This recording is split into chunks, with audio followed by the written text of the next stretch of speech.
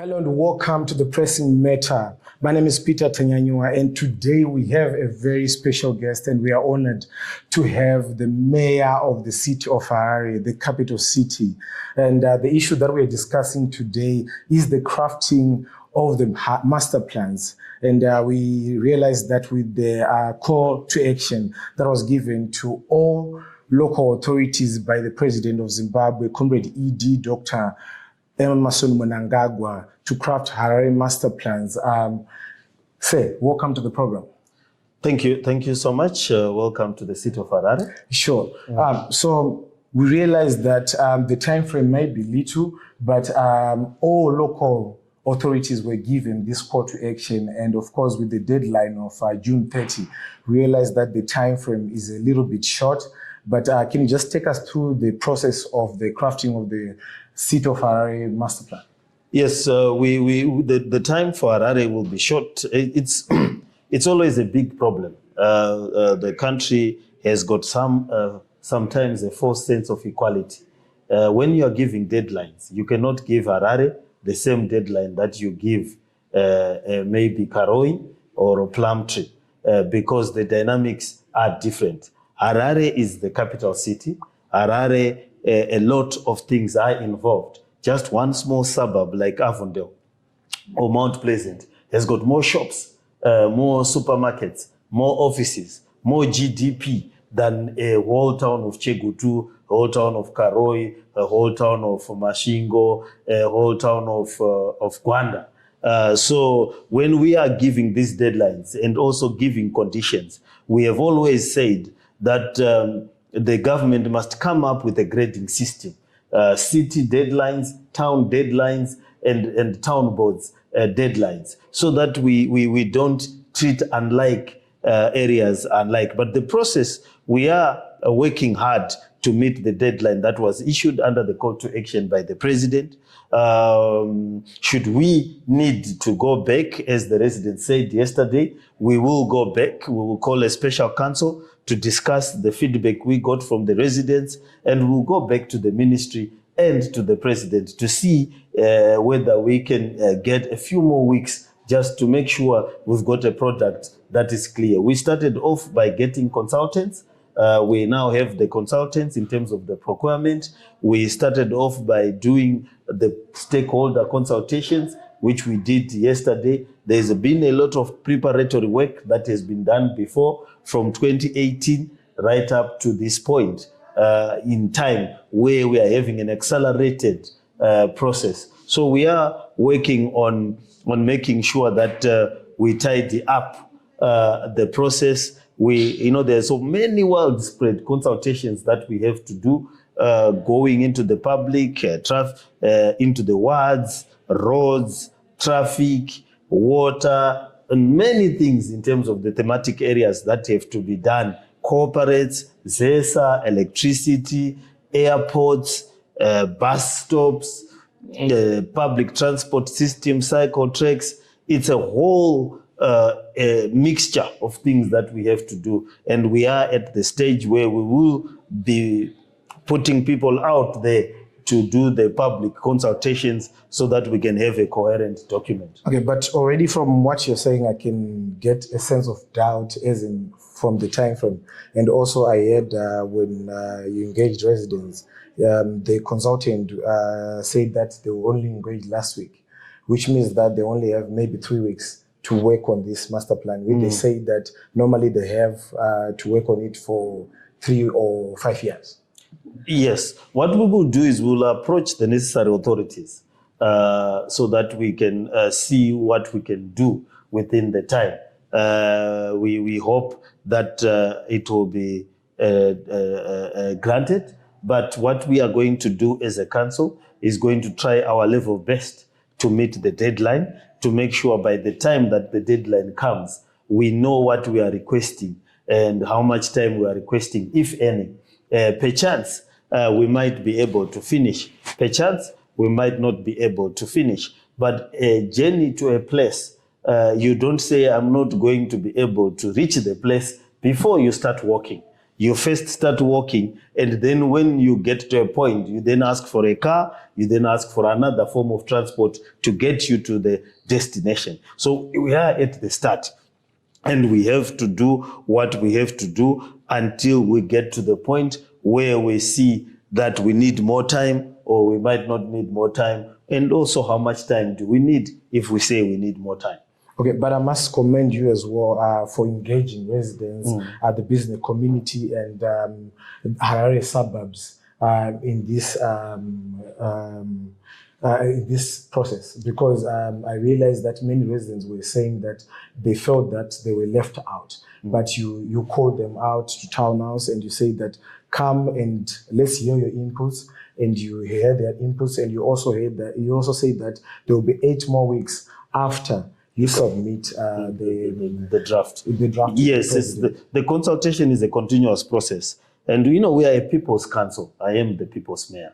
And where the people are is where you find us. We are doing this for the citizens of Harare, not ourselves. It is the town that they want to see. And we heard their concerns loud and clear. The attendance was overwhelming here at Town House, and on social media platforms. It was also feverish participation and debate. And we are going to go into the WhatsApp groups. We are going to go into the platforms, into the churches, into where the residents are found. And we're going to keep the consultations. We want to build a city that stimulates the economy, that stimulates the people, and also that creates an atmosphere where you want to live in. A city can be and is a beautiful place. It is where you live, where you spend the rest of your life, where you enjoy your everyday life and your working, where you raise your children, and where you find your economic opportunities. This is the city that has created billionaires, billion-dollar companies,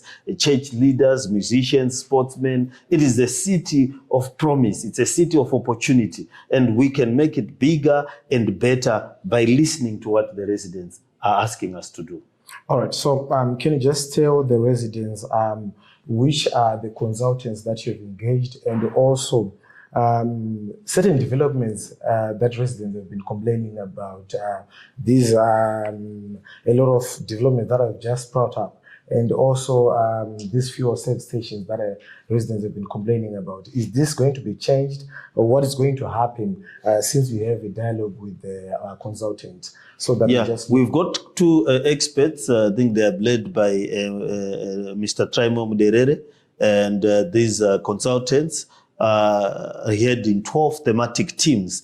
Their details will be on our Facebook pages, and their contact numbers and the various teams and the team leaders of those consultants. And we are also welcoming volunteers, experts in planning, in environment, in many other aspects, economy, governance, to also come and participate around the thematic, either by volunteering and also business by sponsoring and funding certain aspects of the master plan. It will be of great help as we build our city. We are looking forward to dealing with the pain points that people are facing, the pain points of service stations, the pain points of irregular settlements, the pain points of no water, pain points of sewer, the biggest pain point, which is the waste management, and so forth. And also mass public transport. We cannot be a city this big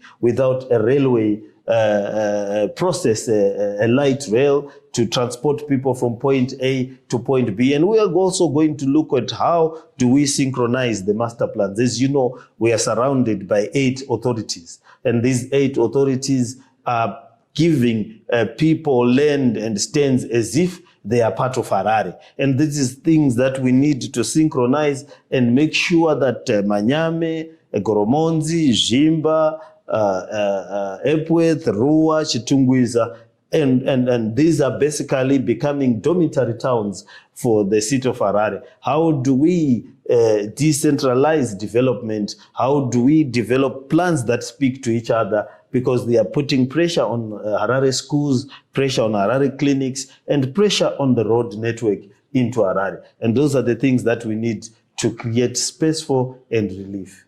Okay. While we're there, can we also talk of what many Harare residents have been complaining about? We've heard of Harare residents who have not had water for 3 or so decades. But we are, as Harare, we are supplying water maybe to Chitungwiza, maybe we're supplying water to Rua, maybe we're supplying water to Rua. But can we just talk about that water situation? Yeah. And also, let's understand how much are we pumping out on water treatment and also the water spillage that we're having. Well, what the water situation is a Harare metropolitan issue. We supply water to Epworth, Rua, Norton, Chitungwiza, and Harare itself and the environments of Harare. We produce around 300 megaliters per day, where our target is to be at 520 megaliters per day, so that we can adequately give water at the very least or 4 days to every suburb. And part of the issue of water is our chemicals. We spend over $2 million per month on chemicals alone. You remember, part of our water is taken from Lake Chiwero, which is part of our waste management system. So our water is dirty and it takes more effort to clean it as we recycle it back to the people. We, of course, take water from Manyame, but we need to repair the pumps under Manyame so that we can take a whole lot more water from Manyame than we have been taking. You must also recall that the last dam for Harare area was built in 1976, which is Manyame. Kunji Dam has not been built, Musami Dam has not been built, Chitungwiza, which has a population of close to 1 million people, does not have a water source of its own. Muda Dam, which was supposed to be for Chitungwiza, has not been built. We also need to draw water from Chekaranwa in Marondera. Chekaranwa is only 80 kilometers away from Harare. Hippo Valley gets water 500 kilometers from Lake Muturi in Mashingo. We have 3 million thirsty people in Harare, and we can't do a pipeline from Chekaranwa Dam and bring it. And we need to have pipelines from the Eastern Highlands, because all the water from the Eastern Highlands is causing floods in Mozambique. To put it into perspective, South Africa gets water from the Lesotho Highlands, which is another country and kilometers away from South Africa. So the capital city, we have people who are willing to pay for the water, who are thirsty, and we should start diverting water from Marondera and the Eastern Highlands, which water will be clean and will use less chemicals to clean it. And these are the things that we have in the pipeline. We need to be able to create a financially engineered water system, and it will come out in the master plan. That is what we need to plan on. How are we going to get more water to the residents of the greater Harare area? We also need to finish Musani Dam after Kunji and so forth, so that we have adequate waters in Harare for this time. So these are the plans that will come out in the master plan and how we need to achieve it. Part of the master plan is how to finance local authorities. We need government guarantees.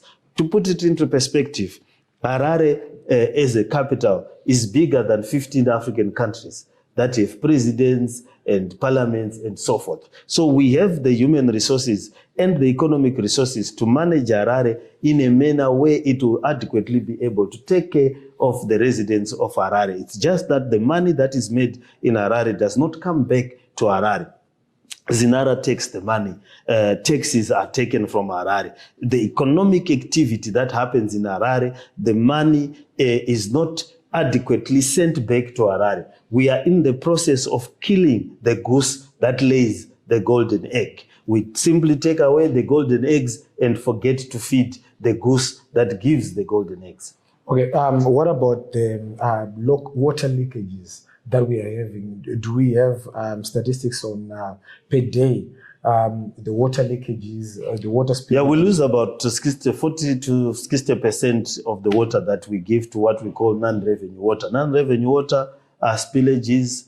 Non-revenue water is also people who don't pay for the water that they get. And non-revenue water is water we divert to other services like fire, free services that are okay in a city. But part of the biggest problem is the non-payment and the water piracy that then happens. And this water piracy and non-payment is a big issue in terms of availability of water. Water is not free. There is a concept that water is not free. Water is not free. It takes a whole lot to clean the water, to drill the water. And we are having so many bores. The water table is receding. In some cases, people are drilling 150 kilometers. And in other cases, they've given up drilling again. So we need to build back our water table. And we build back our water table by being able to deliver water to any household that needs it, legal or illegal. Otherwise, we need to come up with an appropriate plan to make sure that we get the revenue that for the water we are giving, so that we reinvest back into the water system. Okay, as we conclude, Mayor, I would want to congratulate you for finally signing an agreement with the IQ that we used to have, the ERP system, and you now have it back on the table. So I just want you to just tell the residents where we are now as far as the billing system is concerned. Part of what we need to do is to have a coherent billing system. I'm inundated with WhatsApp messages, Twitter messages, Facebook messages of residents who don't understand their bill. And part of the incoherence of our bill has been the system we've been using to bill. And now that we've got the Quill Associates back, I'm sure that we can restore sanity to our bills. Some of the areas that we're paying $100 are all of a sudden being asked to pay $500. Some who were paying $80 are being asked to pay exponential amounts of money. Business entities are failing to read their bill. But now that we've got an ERP that will read our bill coherently, we have 320,000 households that are currently on our billing system, as opposed to 800,000 households. So we need to put more houses on our billing system so that we are able to get the revenue to do the infrastructural development that need to be done in the city, mass public transportation, roads, water, sewer, and waste management. And the way things are going, we also have to go into energy so that we are a city that is able to give the needs that are required for the energy of our residents. So we are happy that we have done that. It's been a fight, and the fight continues. People are raising all sorts of allegations, all sorts of accusations, but it was clear from the start that we were not supposed to jettison our ERP, which is being used by Blaueye, which is being used by Zino. And the jettison of the ERP was done by management, who I think wanted to go on a looting spree, primitive theft and accumulation of money. We have lots of our finance people under suspension where there has been looting as if it's going out of fashion. But now that we are back with an ERP system, we should then be able to have a coherent bill that will give to the residents and which will enhance service delivery. Okay, while we are there, can you just, as we close, can you just maybe share your thoughts on the council's approach? Because residents have been seeing it as if council is now fighting the residents, these final demands, taking residents to court. Many people, we've seen that more than 50 houses have been attached by council, and I think council is now selling those houses. Can you just share? No, we don't fight the residents. We come from the residents. But the reality of living in a city, and I think a lot of residents who have gone to the diaspora understand it. The city is an expensive place. A city we have to pay. Otherwise, it will become something else. This is a city. Yes, it is a blend of opportunity, but it comes at a cost. And the cost is that we need to develop standards. This is the capital city of Harare. This is our face to the world. This is a city of pedigree. This is a city that means serious business. It is one of the oldest stock exchanges in Africa. It is a pioneering city. It is a well-designed, and it is a DNA for success. And for this to be successful, we ought to pay what is due to the collective. We are doing it for the whole city and not for the councillors alone. And we are not going to go back on asking what is due to the city, so that we can provide the service that makes people feel that they are living in a beautiful city where they can bring up their children, where they can be treated if they are not well, where they can retire in comfort and peace and comfortability. The city of Harare is not going to go back, and residents need to pay what is due to the city. It has been Peter Tanyanyua, Zim Papers Digital. Thank you so much for joining us. For these and more conversations, keep on logged on. And of course, don't forget to like, comment, and of course, subscribe to all our platforms on Zim Papers.